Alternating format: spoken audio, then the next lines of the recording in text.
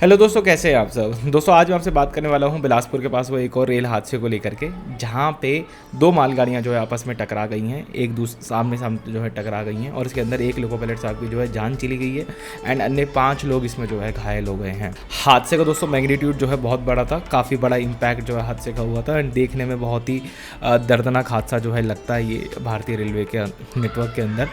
तो आइए बात करते हैं इस पूरे हादसे को लेकर के कि क्या एग्जैक्टली घटना हुई है एंड पूरा जो है सिनेरियो क्या है।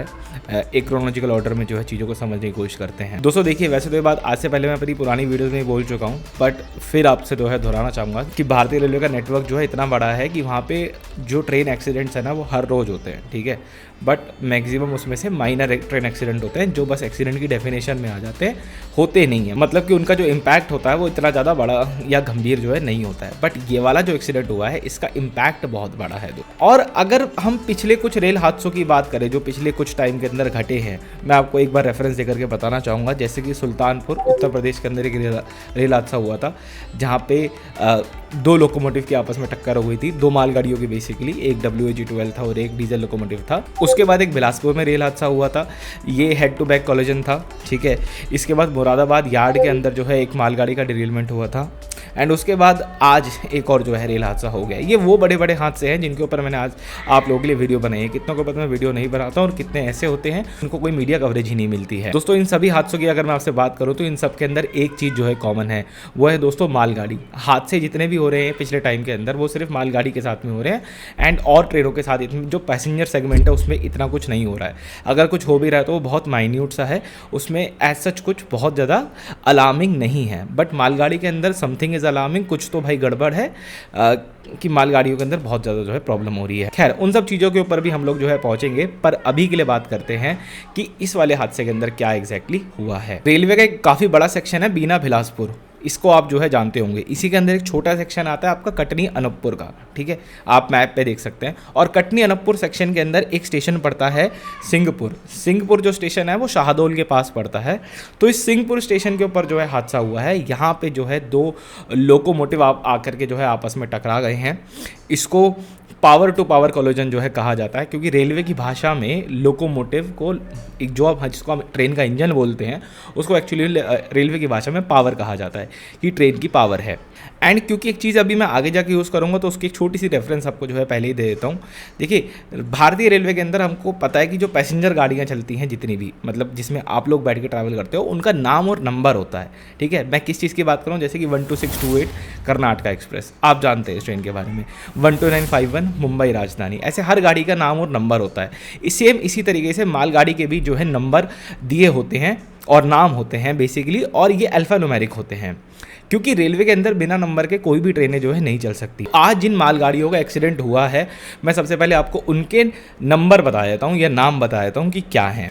सबसे पहले एक मालगाड़ी है जिसका नाम है BO-BRS और जो दूसरी वाली मालगाड़ी है उसका नाम है N-NPSB। ये 2 मालगाड़ियाँ जो है आज इन्वॉल्व हैं। तो सुबह के 6:25 का जो है टाइम हो रहा होता है जब BO-BRS यानी कि जो पहले मैंने आपको बताई थी वो सिंहपुर स्टेशन पे आकर के लाइन नंबर 3 पे खड़ी हो जाती है। बेसिकली उस गाड़ी को रिसीव करते हैं और 3 नंबर लाइन पे खड़ा कर लेते हैं। इसके 20 मिनट बाद 6:45 पे N-NPSB जो दूसरी वाली मालगाड़ी है वो सिंहपुर स्टेशन पे पहुंचती है और उसको उसके होम सिग्नल के ऊपर रुकना होता है। मतलब कि होम सिग्नल उसका जो है रेड दे रखा होता है कि आप ट्रेन लाके होम सिग्नल पे खड़ा कर दीजिए। बट यहीं जो है सारा हादसा हो जाता है और जो ट्रेन का लोको पायलट है वो जो है ट्रेन पे कंट्रोल खो देते हैं। क्या ऐसा होता है ये नहीं मालूम, पर वो होम सिग्नल को जो है ओवरशूट करके निकल जाते हैं, मतलब आगे बढ़ जाते हैं होम सिग्नल पे और उसके ऊपर रुक नहीं पाते हैं और आगे खड़ी हुई मालगाड़ी से जाकर के जो है टकरा जाते हैं। और यहीं पे होती है हमारी इंजन टू इंजन का कोलिजन, जो आपने जो है वीडियोस वगैरह में देखा। एंड ये दोनों मालगाड़ियों का आपस में जो टकराने का मैग्नीट्यूड था वो इतना तेज था कि इनकी 10 से 15 इनके वैगन जो है डिरेल हो गए हैं। साथ ही साथ सिंहपुर स्टेशन के बगल वाले प्लेटफॉर्म पे एक और मालगाड़ी खड़ी हुई थी, उसके भी 5-6 डब्बे जो है यहाँ पे डिरेल हो जाते हैं। अब जिनकी टक्कर हुई वो सारे आपने देखा कि G9 लोकोमोटिव थे, WAG9 लोकोमोटिव थे। उसमें से एक लोकोमोटिव का जो लोको पायलट है उनकी जो है मृत्यु हो गई है। वो उनका जो शव बरामद हुआ है उस पूरे मलबे वगैरह के उस पूरे मलबे वगैरह के अंदर से। पर दोस्तों बात घूम फिर के फिर वहीं पहुंच जाती है कि आखिर इतनी बड़ी गलती जो है भारतीय रेलवे के नेटवर्क के अंदर से कैसी हुई, क्या ऐसा कुछ ख़राब चल रहा है हमारी मालगाड़ियों के साथ में कि उनके जो है इतने ज़्यादा एक्सीडेंट्स हो रहे हैं। खैर जो चीज़ मैं आपको आगे दिखाने वाला हूँ, मैं कोई इल्ज़ाम तो नहीं लगा सकता रेलवे के ऊपर स्ट्रेट अवे, बट एक चीज़ जो मुझे व्हाट्सएप ग्रुप वगैरह से जो है मिली है वो है दोस्तों एक ड्यूटी ज्वाइन करने का रजिस्टर। आप देखिए जिन लोको पायलट साहब की जो है डेथ हुई है आज, उनका जो है ड्यूटी ज्वाइनिंग रजिस्टर जो है आप यहाँ पे देख सकते हैं। एंड इसके अंदर साफ साफ दिखा है कि 15:45 पे उन्होंने जो है ड्यूटी को ज्वाइन करा है। और यही लोको पायलट जो है ट्रेन चला रहा था जब अगले दिन सुबह 6:45 पे हादसा हुआ है। तो आप समझो कि 3 से लेकर अगले दिन सुबह के 6 यानी कि 15 घंटे की जो है ड्यूटी यहाँ पे हो चुकी है। भारतीय रेलवे में के नियमों के अनुसार आप लोको पायलट से 8 घंटे की ड्यूटी नहीं करवा सकते। एंड कभी ऐसा कुछ अगर हो जाए थोड़ा बहुत एक्स्ट्रा तो आपको रिलीफ प्रोवाइड कराना पड़ता है। तो जब आप अपने लोको पायलट से इतना ज़्यादा काम कराओगे 15-15 घंटे की अगर वो नौकरियां करेंगे, क्योंकि लोको पायलट की जॉब मेरे भाई इतनी इजी नहीं होती, इतनी सिंपल नहीं होती है। बहुत ज़्यादा कंसंट्रेशन लगता है इसके अंदर, सिग्नल सेक्शंस और गेजेस और अपना लोकोमोटिव के अंदर इतना कुछ जो है एक साथ जो है ध्यान रख करके चलना पड़ता है कि इसमें आदमी का कंसंट्रेशन बहुत ज़्यादा लगता है। और अगर आप 8 घंटे से ज़्यादा ही करते हो तो आप देव मानुस हो। और रेलवे के अंदर ऐसे बहुत सारे देव मानुस हैं जो कि 8 घंटे से ज़्यादा इस नौकरी को जो है कर रहे हैं। एंड अगर रेलवे इस चीज़ को बंद नहीं करेगा तो ये हादसे इस तरह से होते रहेंगे। क्योंकि आप खुद सोचो यार, अगर आप कोई नौकरी करते हो वो 8 घंटे आपके लिए वो है मिनिमम फिक्स पीरियड है कि आपको 8 घंटे काम करना है। अगर आपसे 15 घंटे काम कराएंगे तो हो सकता है कि आप अपने कंप्यूटर पे एंटर की जगह Alt F4 दबाना शुरू कर दो, अर्थात एंटर की जगह आप उसे शट डाउन की कमांड देना शुरू कर दें।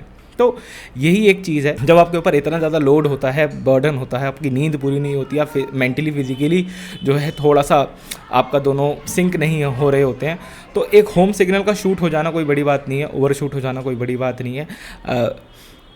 नहीं ध्यान रहता भाई, बिल्कुल आंखें एकदम हो सकता है उनकी उस टाइम थकान से या किसी भी चीज़ से जो है बहुत ज़्यादा प्रॉब्लम में जो है हो सकता आ रही हूँ, क्या हो सकता है।